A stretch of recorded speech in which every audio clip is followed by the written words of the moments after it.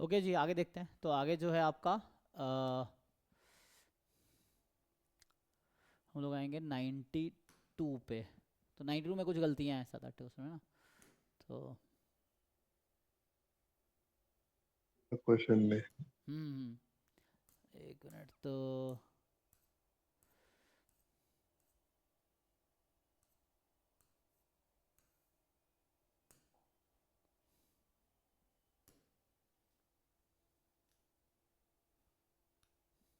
ऐसे ज़्यादा लोग अभी भी अटेम्प्ट किसी ने किया नहीं है ना। एनीवे हमें तो कराना ही है तो ठीक है। ये चीज़ अभी ज़्यादा लोग यहाँ तक पहुँचे ही नहीं है।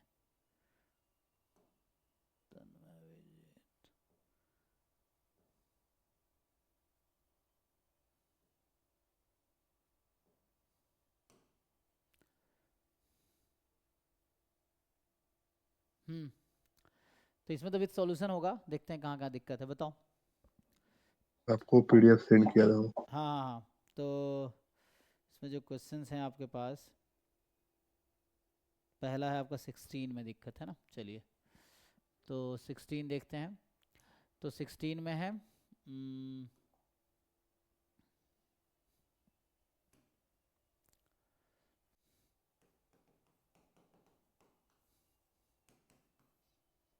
तो ऐसे तो सॉल्यूशन इसने दे रखा है, देखते हैं कहाँ दिक्कत है। अच्छा, सॉल्यूशन ने बस शॉर्टकट मार दिया है तो ओके।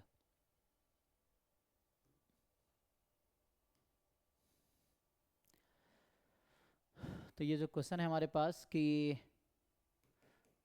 1/√2 से लेके 1 तक है, और √1 - y² से y तक है, fxy dx dy, यही है।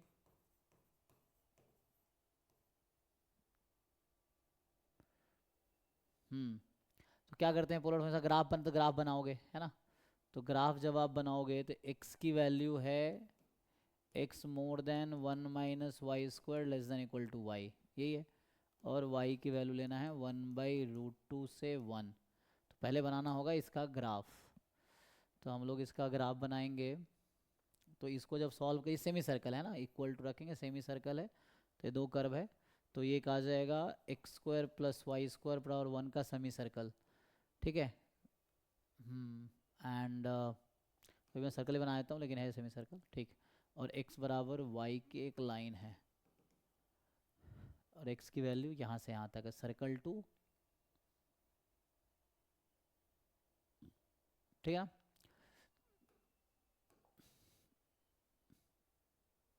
नेगेटिव नहीं लगाया ना, पॉजिटिव ही है। ओके, और y 1/√2 से 1 है। सो मुझे लग रहा है 1/√2 से 1, y तो 1 यहाँ है, 1/√2 कहीं पे होगा। सॉल्व कर लो, पहले इन दोनों को सॉल्व करके देखते हैं, इन दोनों कर्व तो का वहीं पे होगा। सही है। है ना।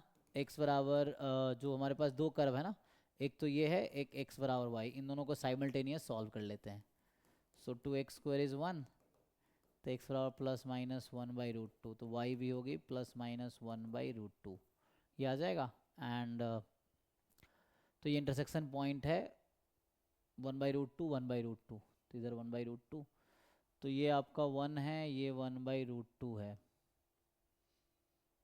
तो y 1/√2 से 1 है, और x की वैल्यू सर्कल, तो इधर x तो नेगेटिव है, तो सर्कल से लेके कहाँ तक लिया है, y तक। तो इसका मतलब ये क्या, इस तरह कुछ चीज़ें हैं, ये वाला रीजन है, चेक करो भाई, हाँ सर। है ना। तो इसका मतलब है कि सर्कल के बाहर का रीजन है ना, क्योंकि ये लाइन है, और ये क्योंकि इसने कहा ना सर्कल से स्टार्ट होके, सेम मतलब सर्कल से स्टार्ट होके लाइन तक गई है, तो ये वाला रीज़न है ना। मतलब ये है, तो ये है आपका y = 1, x = y, और ये है सर्कल। तो ये जो अभी येलो कलर सेट किया है वो रीज़न है। अच्छा, अब इसको हमें कन्वर्ट करना है पोलर फॉर्म में, ठीक। तो अब देखो हो क्या रहा है एक्चुअली। तो यहाँ पे रेडियस क्या है, इसमें तो रेडियस फिक्स है मेनली। ये जो है y (<1 है ना। मेनली हम r देख रहे हैं ना, तो रेडियस क्या होगा। तो इसके अकॉर्डिंग अगर आप देखोगे,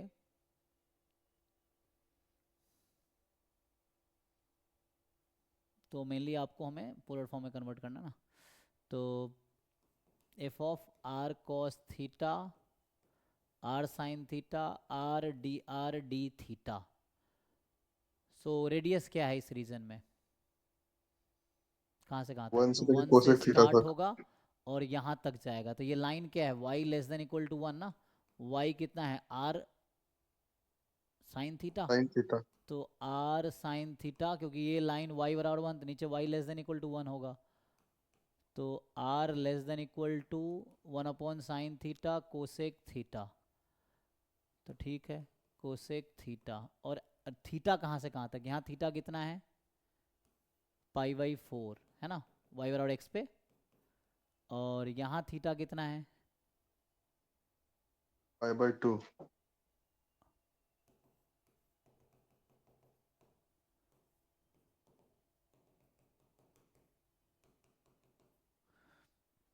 अब ऑप्शंस देखते हैं इन्होंने क्या किया है। सो r बड़ा 1 टू कोसेक थीटा, तो आपका बी है, इसने ए लगा दिया है, अच्छा तो उसका मिस्टेक है ना, उसने थीटा पर लगाना चाहिए। सो यहाँ दिक्कत ये है, तो इसने लिखने में थोड़ा गलती किया है, यहाँ गलती से इंटीग्रेशन ही आ गया है, तो ठीक देख, तो इसमें मिस्टेक है।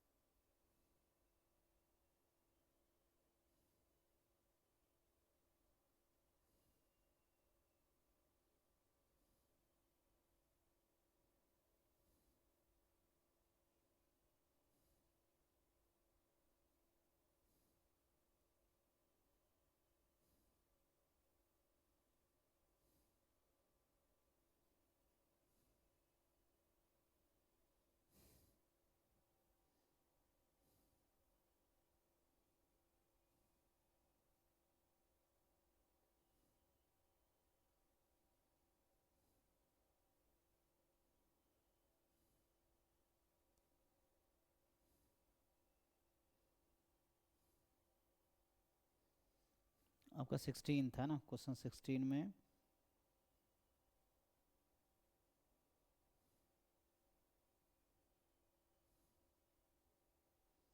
और इसमें थोड़ा दिक्कत ये है, थोड़े से लिखना में मैंने गलती किया है।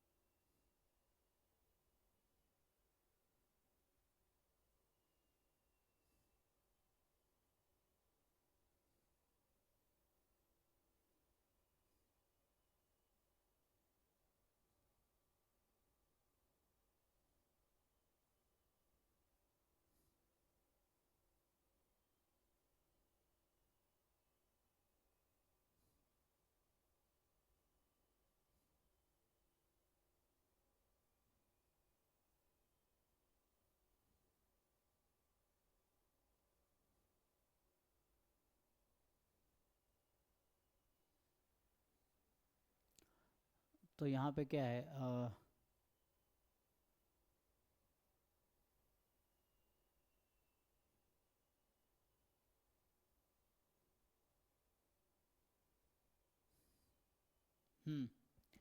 सो नेक्स्ट जो है, तो इसमें ठीक है 16 में एक तो बी ऑप्शन करेक्ट था, करेक्शन है।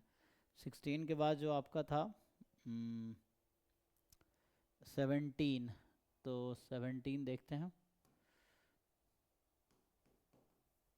है ना। ऐसे ही बैठ के जो भी क्वेश्चन गलत हो जाए आप पहले खुद से सॉल्व करो, एक बार टेस्ट सबमिट किए देन री सॉल्व उसी को, जो जो गलत हुआ उसको फिर से सॉल्व करके देखो क्या दिक्कत है, तो आपको पता चल जाएगा या तो क्वेश्चन में गलती है या फिर आप में गलती है, तो पता चल जाएगा सॉल्व करके। और नहीं पता चल रहा फिर डिस्कस करो। तो ये है value of double integral where r is between this and this. तो ये आपको यहाँ सॉल्व तो किया है, r cos theta sine theta यहाँ हो गया, क्या कर दिया 2r² upon r² r D r d theta, directly लिख देता है ये, इसको दिक्कत है, सीधा सीधा लिख दिया है। सो यहाँ पे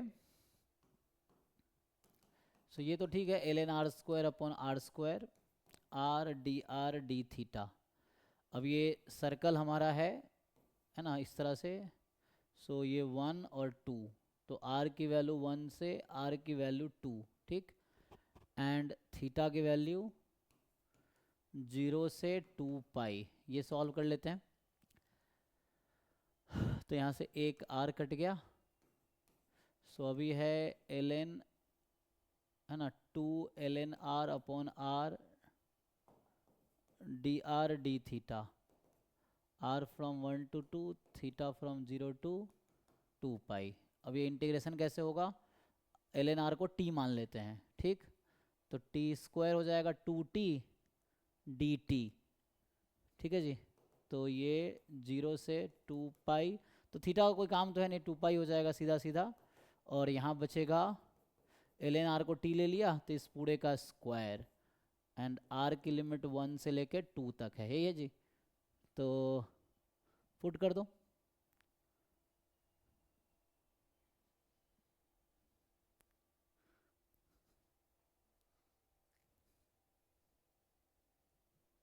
आ जाएगा। तो यहाँ से जो आंसर है आपके पास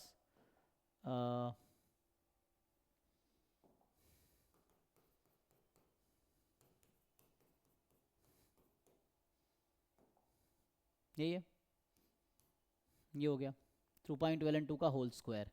अब ये क्या गलती किया है, यहाँ 4 पाई लिखा है, चेक करो तो हमने सही लिखा है, मेरा भी यही आ रहा था, ऑप्शन डी।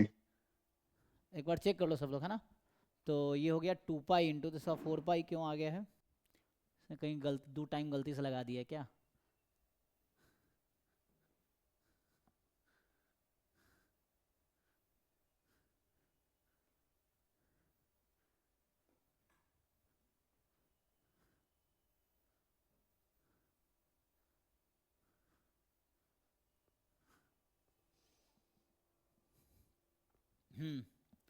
ठीक है, तो इसका आंसर यहाँ पे क्या लिखा हुआ है, यहाँ भाई 4 पाई लिख दिया, ऐसे ही गेस कर लिया, 2 पाई इंटू लगा होगा इसको।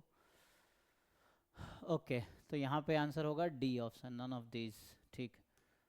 तो ये ठीक है, इसको ऑप्शन को ही करेक्ट करा देते हैं। तो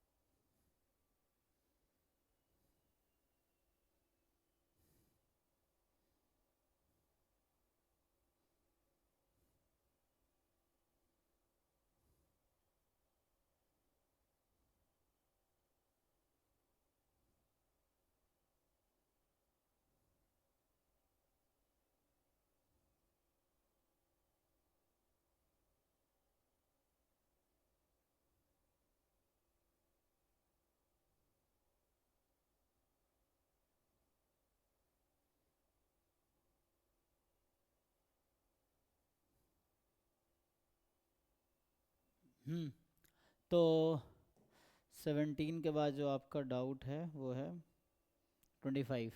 सो 25 में कि x1 x2 xn be a random sample from normal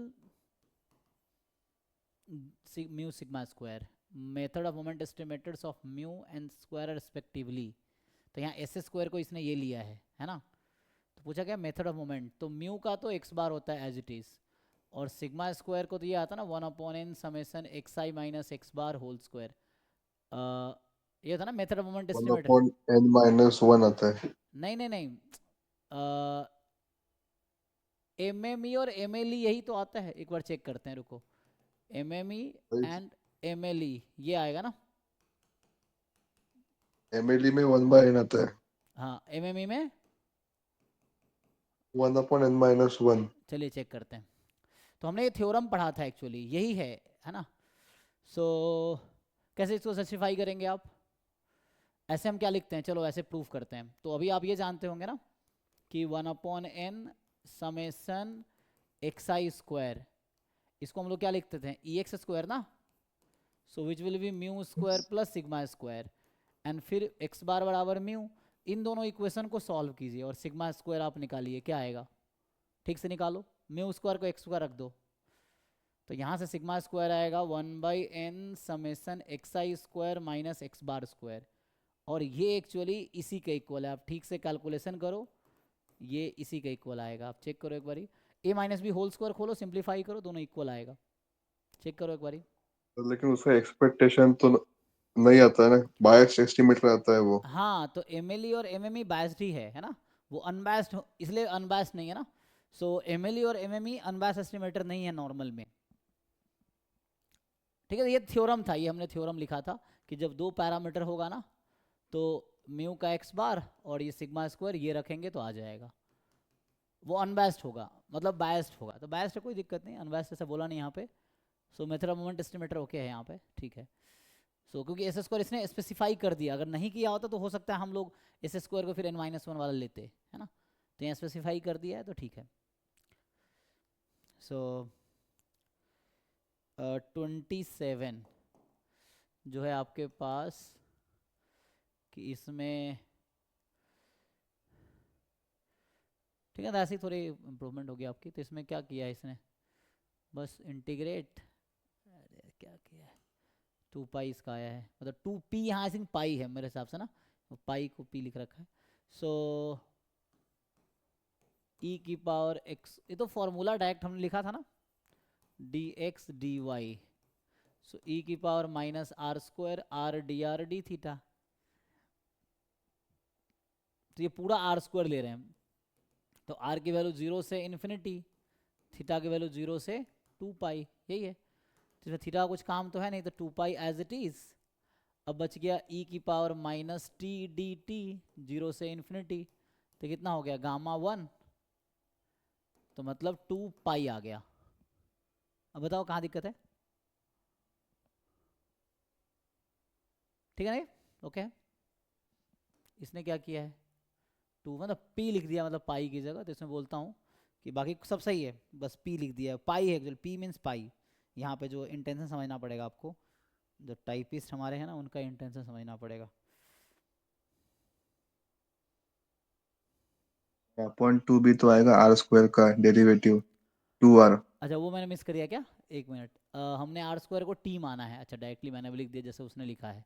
so T बराबर हमने आर स्क्वायर लिया, राइट। तो डी टी बराबर 2r dr। ओ यस, तो आर डी आर जो हमारे पास है, एक तो रुक जाओ, माइनस इन्फिनिटी से प्लस इन्फिनिटी था, माइनस इन्फिनिटी से प्लस इन्फिनिटी था। तो वैसे तो हमने 0 से इन्फिनिटी ले लिया आर को, एंड थीटा 0 से 2 पाई, तो पूरा कवर करवा दिया है ना। तो यहाँ से t, तो यहाँ से आ जाएगा, हाँ सही कह रहे हो आप। So R D R is D T upon two, तो यहाँ पे आता डी टी अपॉन टू, तो ये अपॉन टू हो जाता है ये ना, तो पाई आ जाता है, चेक कर लो क्रॉस चेक।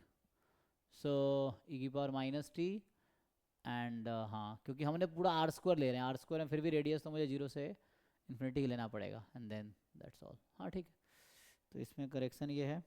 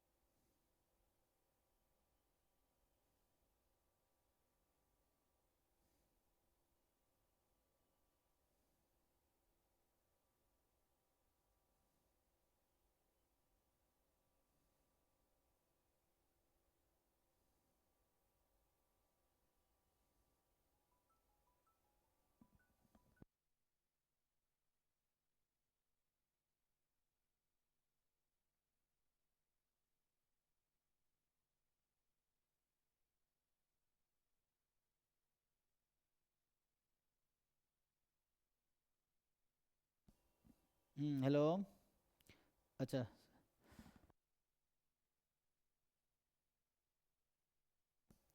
ठीक ठीक, हाँ देखो। सो यहाँ पे क्या है कि ओके है ना, तो इसका हो गया 27 का ए हो गया।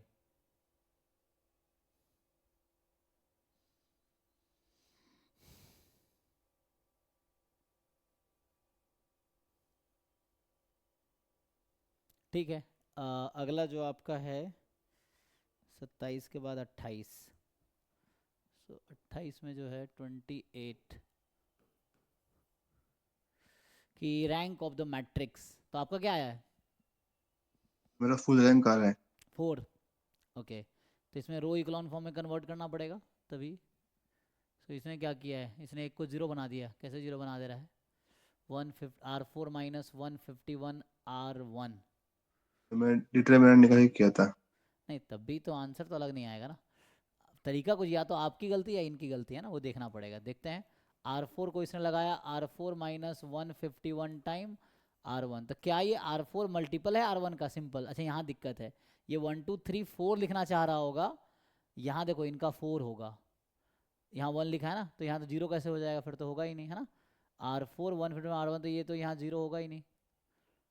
इसने क्या किया है, फर्दर जीरो कैसे कर दिया है कि R3 को चेंज किया, R3 minus R2, R4 minus 23/2 R2, R2 है ना।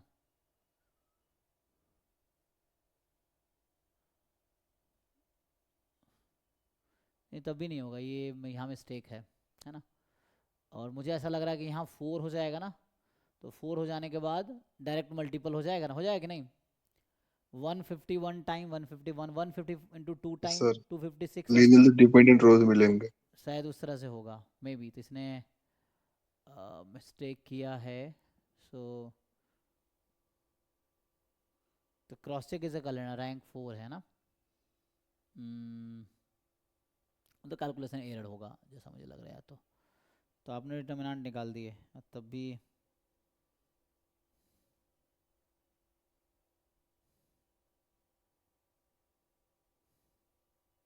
नहीं, वैसे भी किसी भी मेथड से करेंगे आंसर तो चेंज नहीं होगा, ये है ना। यहाँ पे तो आंसर सेम ही आना है।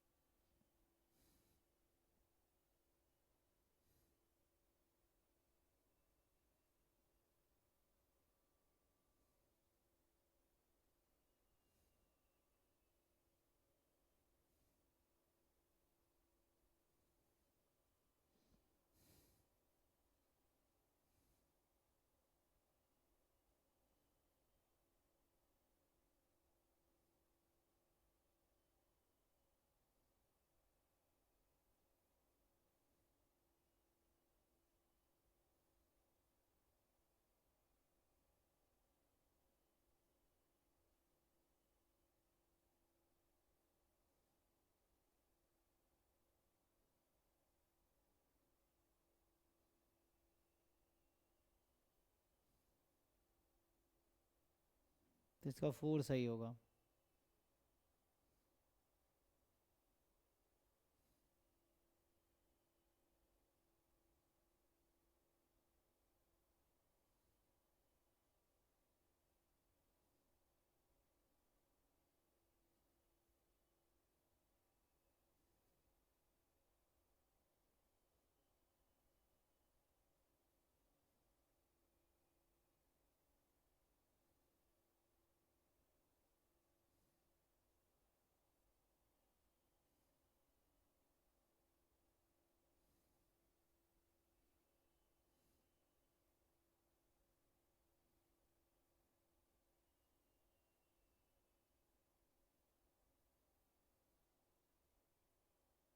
केयरफुल ना, कैलकुलेशन करना पड़ेगा तब जाकर समझ आएगा।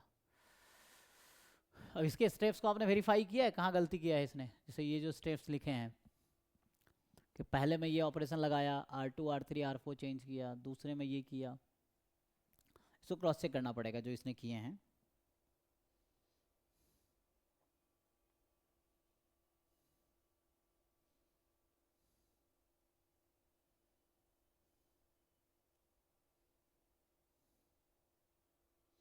ठीक है ना, 4 ही होगा जिसने गलत किया है। सो क्वेश्चन 28 का आंसर 4 होगा।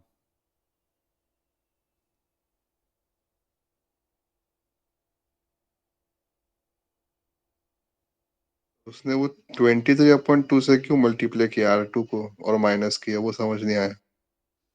अच्छा, तो ऑप्शन डी सही है ना।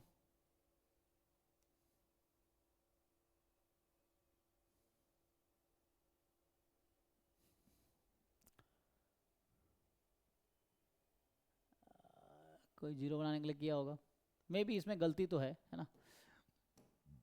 ठीक है, तो आते हैं नेक्स्ट।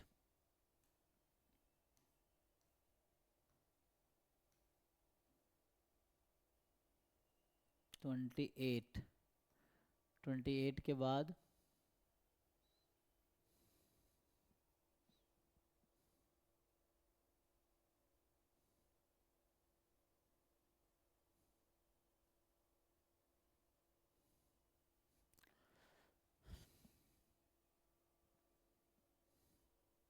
Thirty four.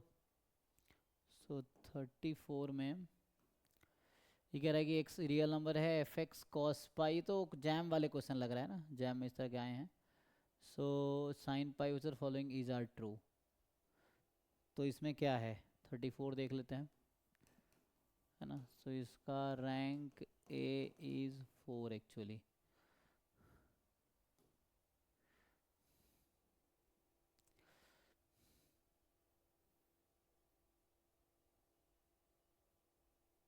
ये जैम में आया हुआ क्वेश्चन है ना। तो f x into g x is continuous at two, आपका क्या आ रहा है, आपका बी और डी आ रहा है। डी ओके, दिक्कत बी में है। तो G x is continuous at two, तो बी ऑप्शन चेक कर लेते हैं। जी एक्स इज कॉन्टिन्यूस, तो साइन एक्स तो हर पॉइंट पे कॉन्टिन्यूस है, तो उसमें दिक्कत कहाँ है, ओके है। एंड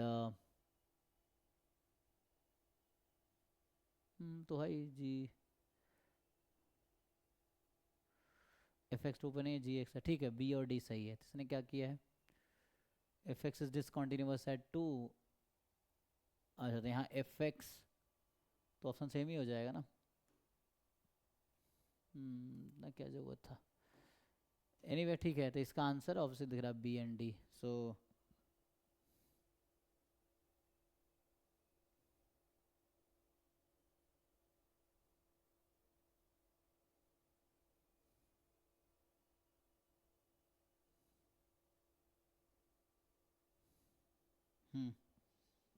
एंड नेक्स्ट 34 के बाद आपका है 38।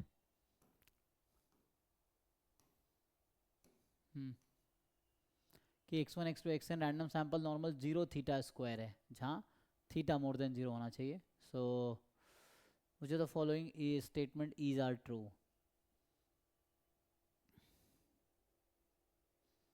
तो आपका क्या बी सी है, तो इसमें बी सी डी है, ए तो गलत है। This is sufficient but not complete, true है। सिग्मा दिस इज, तो आपको डी में दिक्कत है। 1/2n this is uniformly minimum variance unbiased estimator of theta square. तो पहले तो ई एक्स स्क्वायर यहाँ से क्या आएगी, थीटा स्क्वायर आ जाएगी। फिर 1/n summation x i square i from n. अच्छा, तो इसका एक्सपेक्टेशन थीटा स्क्वायर आएगा, तो ये तो अनबायस्ड ही नहीं है ना। तो 1/n करेगा तो समझ भी आता है। यहाँ क्या किया है, थीटा स्क्वायर कर दिया है, तो यहाँ गड़बड़ है ना। सो 2 नहीं होगा तो चल जाएगा। तो ऑप्शन बी सी करेक्ट है।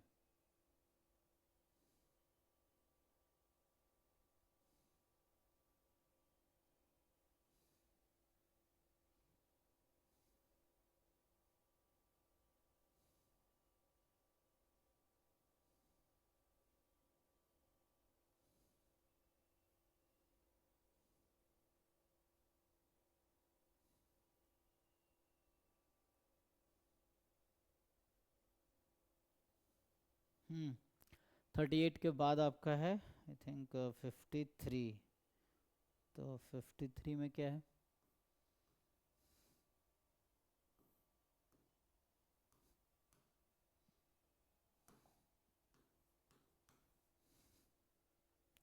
तो सीरीज है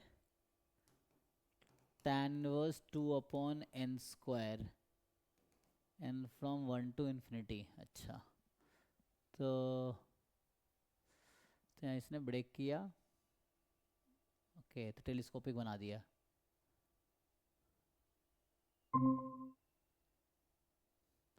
ये फॉर्मूला क्या होता है, tan inverse x minus tan inverse y। So tan inverse x minus y upon 1 plus x y, ऐसा कुछ तो इस तरह से लिखा है। तो आपका कितना आया 2.35। सो आपने क्या यही किया, कुछ और किया आपने? सर उसने एक ही π/2 लिया, 2 π/2 आएंगे क्योंकि डिफरेंस दोनों के बीच का कंसेक्यूटिव नहीं है ना, n-1 और n+1। अच्छा अच्छा, वो टर्म्स लास्ट में आएंगे। बचेंगे। तो जैसे इसको लिखा हाँ है, अभी मान लो मैं कैपिटल N कर देता हूँ, है ना, एंड एक मिनट, इसकी ज़रूरत नहीं है। तो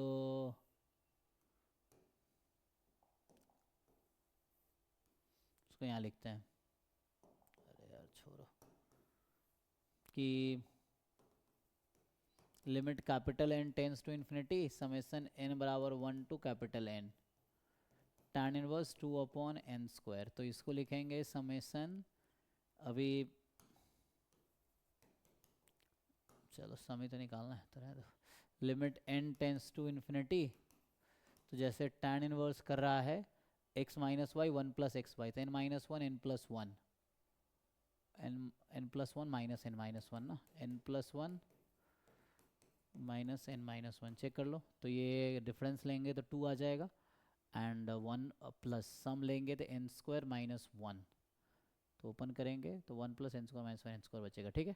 इसको अब हम ओपन करते हैं n बराबर 1 टू कैपिटल N। तो limit capital N tends to infinity, एक बार 1 रखो, so tan inverse 2 minus tan inverse, हम n को 1 रखना ना, tan इनवर्स 0। ये पहला टर्म हुआ। दूसरा टर्म n को हम रख रहे हैं 2, तो 3 माइनस tan इनवर्स 1। अगला tan inverse 4 minus tan inverse 2। इसके आगे जाएंगे तो tan इनवर्स 2 0 3 1 4 2 5 3, ऐसा यानी चलता रहेगा। लास्ट लिखेंगे, सो tan inverse n+1 minus tan inverse n-1, यही है। तो यहाँ से हो क्या रहा है ना, तो जैसे मेनली कैंसिल कहाँ से शुरू होगा, tan इनवर्स 2 जो है, ये जो शुरू वाला, ये 1 2 3 4 यहाँ से कैंसिल होगा, ठीक है। फिर जो tan इनवर्स 3 है, ये यहाँ कैंसिल होगा, तो बीच में कितने गैप है, 1 2 ना, ये तो कट जाएगा। फिर ऐसे ही चलता रहेगा, पैटर्न समझना है हमें। So we have to understand the pattern.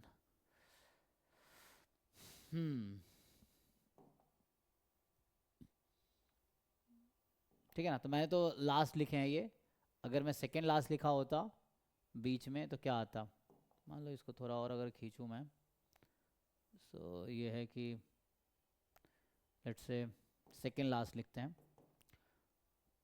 चलता रहेगा।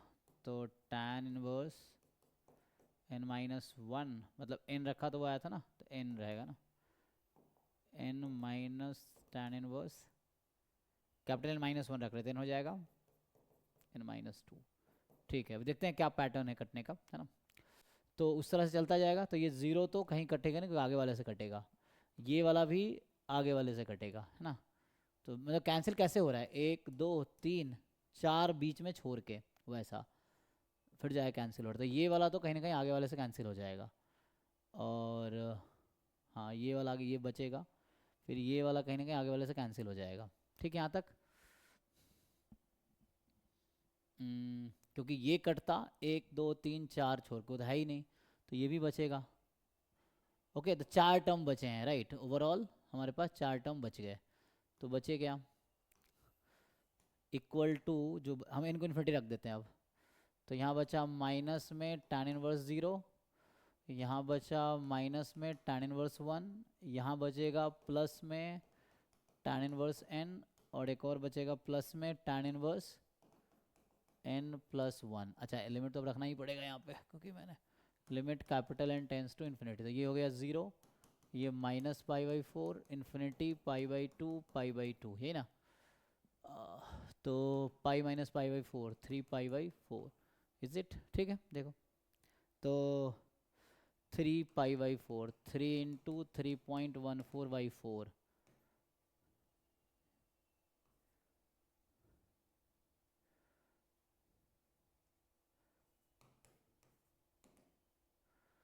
सो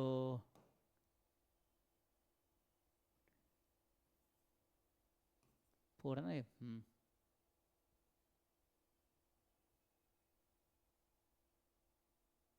4 तो 7 था।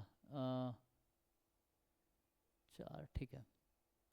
2.35 अप्रॉक्स 2 डेसिमल तक जाएंगे तो ठीक है, तो आपका सही है। तो इसमें जो आंसर है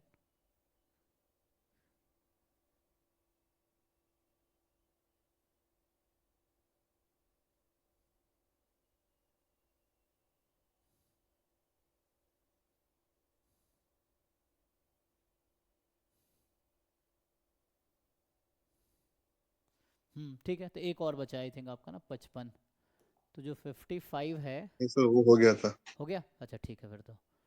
और सर 4 डाउट्स थे वो। इसमें या कोई और? नहीं, बताइए। सेंड किया वो चैट में। अच्छा तो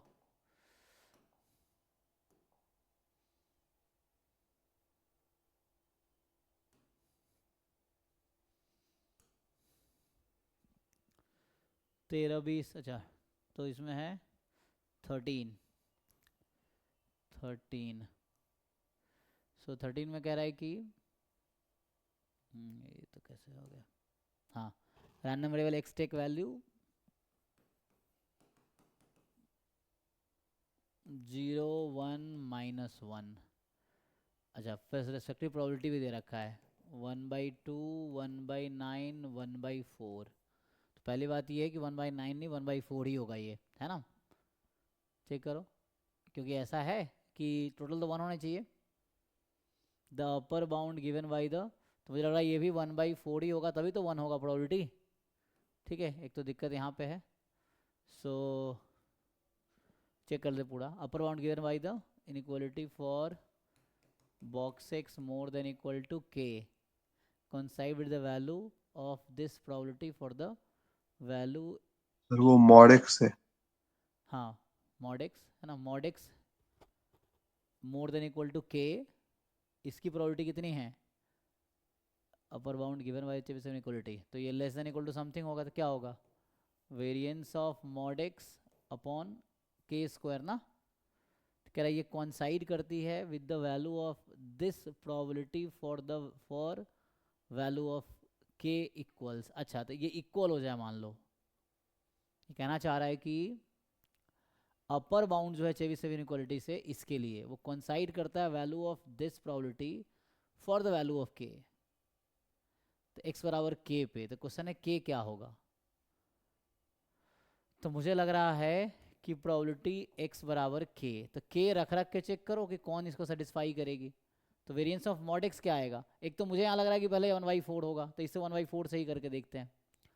तो मॉड x का सपोर्ट तो मतलब e ऑफ मॉड x है ना, तो क्या होगा 0 into this 0, 1 into 1/4 plus 1 into 1/4, तो कितना आ गया 1/2। सो 1/2 अपॉन के स्क्वायर, प्रोबेबिलिटी एट के। अब आपको के यहाँ रख रख के देखना पड़ेगा किसके लिए ओके है, मतलब प्रोबेबिलिटी एट के की क्या है, यहाँ 0 रखेंगे जैसे के, तो ये 0 बराबर हाफ हो नहीं सकता, 1 रखेंगे तो 1 इंटू, तो 1 -1 दोनों आ जाएगा फिर तो उस केस में, तो 1 के लिए सेटिस्फाई करेगा, क्योंकि 1 रख लो, जैसे 1/4 है, तो 1 इंटू P1 1/4 इंटू 1, तब भी नहीं होगा, 1/4 पे भी नहीं होगा, समथिंग इज रॉन्ग, चेक करो। अच्छा 1/9 हाँ जैसे सर। कह रहा था, 1/9 लेंगे तो PMF ही नहीं बनेगा, मान लो चलो 1/9 ले लिया मैंने, तो यहाँ से फिर 1/9 आएगा यहाँ पे, तो सम 1 नहीं होगा फिर। सम 1 नहीं होगा ना फिर तो। अच्छा, इस आंसर में देखते हैं इसने किया क्या है। तो इसका ये है, देखो यहाँ 1/4 ही लिया है, ठीक है। तो ई एक्स तो 0 आया, एंड ओ एक मिनट, यहाँ लिखने में गलती हुआ है। यहाँ मॉड एक्स क्यों ले लिया हमने? वेरिएंस ऑफ एक्स ही होता ना, तो वेरिएंस ऑफ एक्स कितना आता? हाँ, लिखने में तो गलती हुआ है। 1/2 ही वैसे आएगा, x square, expectation x square. तो ई एक्स तो 0 है, तो एक्सपेक्टेशन ऑफ एक्स स्क्वायर तभी 1/2 ही आएगा, है ना। सो स्टिल कोई सेटिस्फाई करेगा? देखो तो 1/2 ही आ गया फिर भी। तो यहाँ से आ गया, मतलब वेरिएंस ऑफ एक्स होता, क्योंकि है ना, वेरिएंस ऑफ एक्स, क्योंकि ई एक्स 0 इसलिए दिक्कत नहीं आया। एक मिनट, हमने variance of E x square और ई ऑफ मॉड एक्स वही बात है ना। ठीक है, तो मुझे लगता है दिखने में गलती किया हमने। Variance of mod x square, ठीक है हाँ। तो यहाँ से कितना आएगा variance of mod x square? इसने क्या कर रखा है, this is equal to half. तो हाफ तो हमारा है हाफ अपन के स्क्वायर ना, इसका के क्या है, इसने बस के पुट कर दिया, ओके। तो 1/2 के स्क्वायर हमारा भी है। 1/2 के स्क्वायर कह रहा है कि विद द कंडीशन गिवन में स्टार,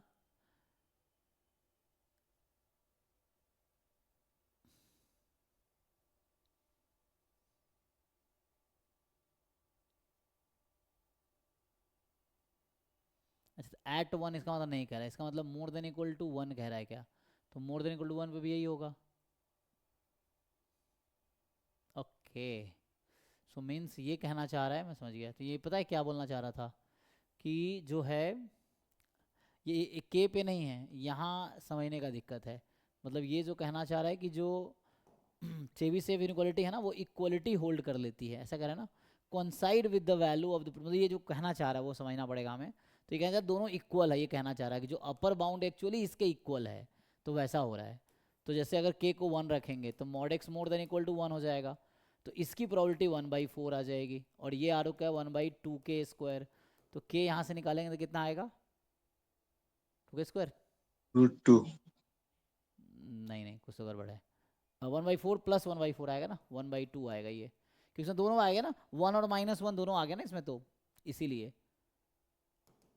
अब सही है, देख लो। तो फाइनली के 1 आ जाएगा ±1, लेकिन चूंकि ऑप्शन में 1 है तो मुझे लग रहा है 1 सही है।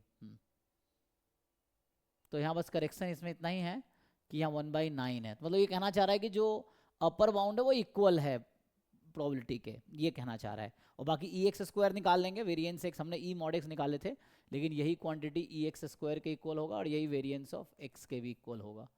तो बस यहाँ 1/9 को 1/4 करना है। तो -1 नहीं आने का रीजन, हाँ -1 नहीं लेने का रीजन। हाँ, -1 अगर एम एस क्यू होता तो -1 भी आ जाता।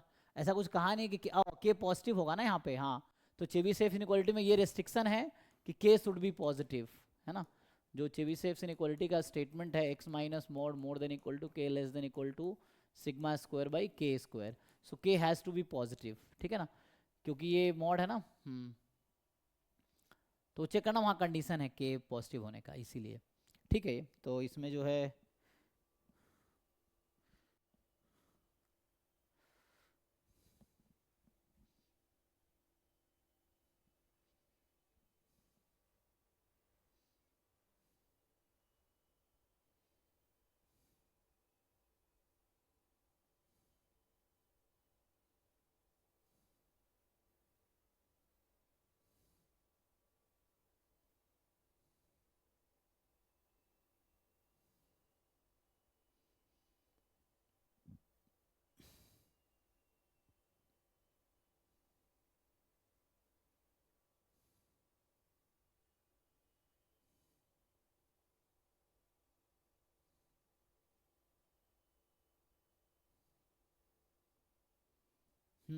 इसके बाद आपका 13 के बाद था 20।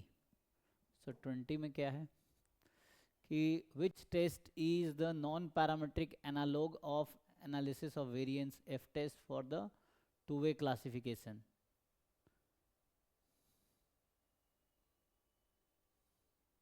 ये सब ऐसे ही कहीं से उठा के डाल दिया, कोई ढंग का क्वेश्चन ये लोग एनालाइज करके नहीं डाला है। सो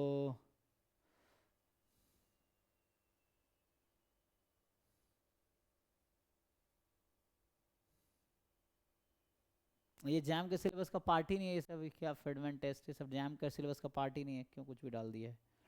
तो ये तो ये तो रिग्रेशन में आता है शापिरो विल्क टेस्ट हाँ, रिग्रेशन ये में। सब जैम के सिलेबस का पार्ट ही नहीं है, फालतू कुछ भी डाल दिया है, तो इसका जरूरत नहीं है।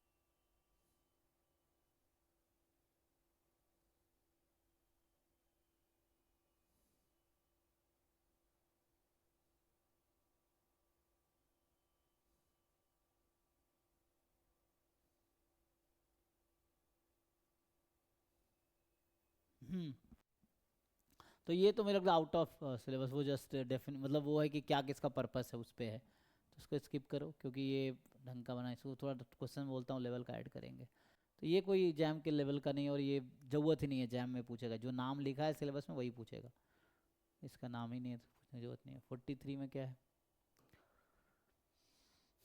The value of r in the sample of 18 pairs from a bivariate normal population significant at 50% level is, so list value of r, sorry, the list value of r in a sample of 18 pair from bivariate normal, so r यहाँ क्या है, significant at 50% level is,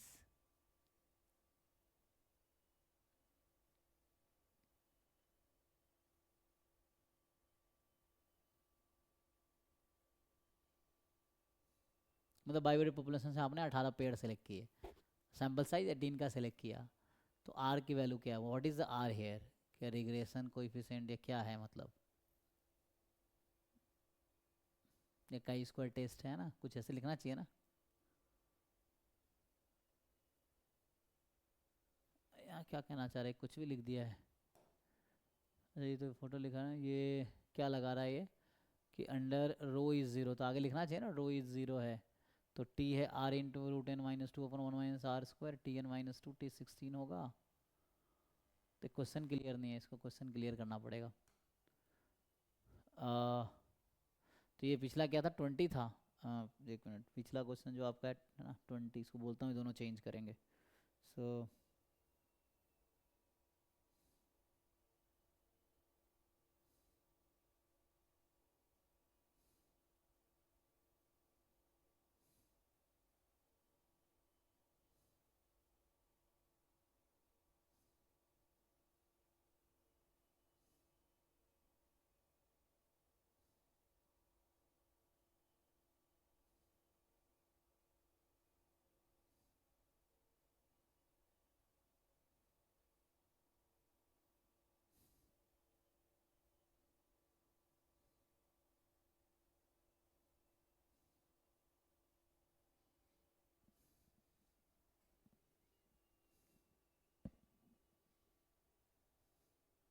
next आपका last है 45। 45 में क्या कहा है, the mean and standard deviation of a random sample of size 100 from large population are this and this, then the maximum error for estimating mu with 90% confidence। और ये error तो sampling में आता है ना, यहाँ पे पूछ दिया। estimating error with 90% confidence, तो मतलब कॉन्फिडेंस 90, मतलब अल्फा 10% है, तो ये क्या कहना चाह रहे हैं, 0.10 है ना, एंड एक्स बार हमें दे दिया है 32.7, एंड सिग्मा जो है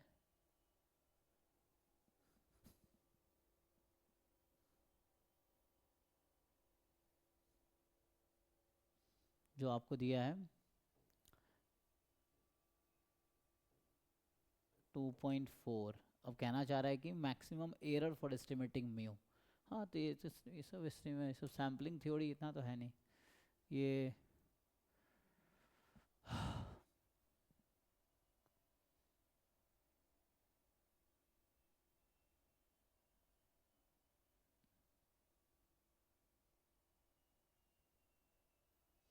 मतलब जैसे ये होता है ना जब आप कॉन्फिडेंस इंटरवल लिखते हो, सो एक्स बार माइनस, है ना, sigma by root n z alpha by two, तो ये so x bar plus sigma by root n, यहाँ पे जो है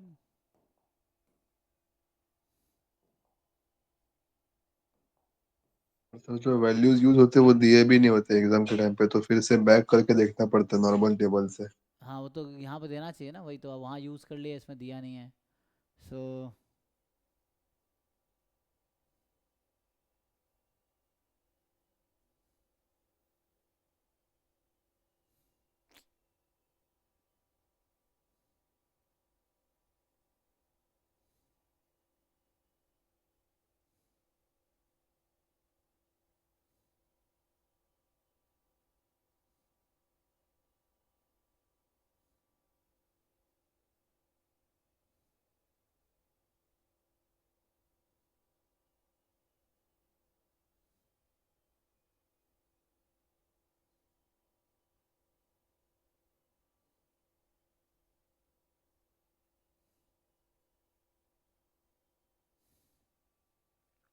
ठीक है, मुझे लग रहा है ये निकलवाना चाह रहा है ना, तो यहाँ पे क्या कर रहा है ये कि ये जो कितने का मैक्सिमम एरर अलाउड, जैसे एक्स बार है, तो मतलब ये कितने का है ना, आप जा सकते हो, मान लो ये सेंटर है तो कितना एरर अलाउड है कहना ये चाह रहा है, तो इसका ये है ना, तो जो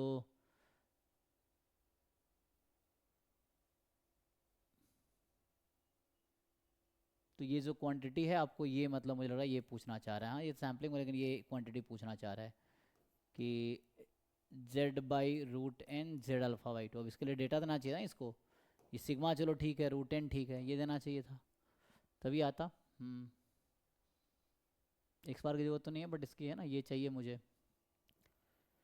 तो मतलब ये पॉइंट है मान लो है ना, ये जैसे इतना आगे या इतना पीछे, तो ये सेंटर है, तो इससे कितना एरर अलाउड है, तो मैक्सिमम इतना अलाउड है यहाँ तक, सो ये है कितना आगे तक जा सकता है,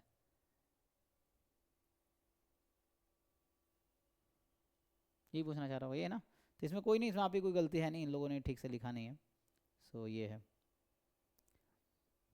ठीक है, तो यहीं स्टॉप करते हैं आज, डाउट क्लास तो छोड़ते हैं आज, रहने देते हैं। ठीक है जी, थैंक यू।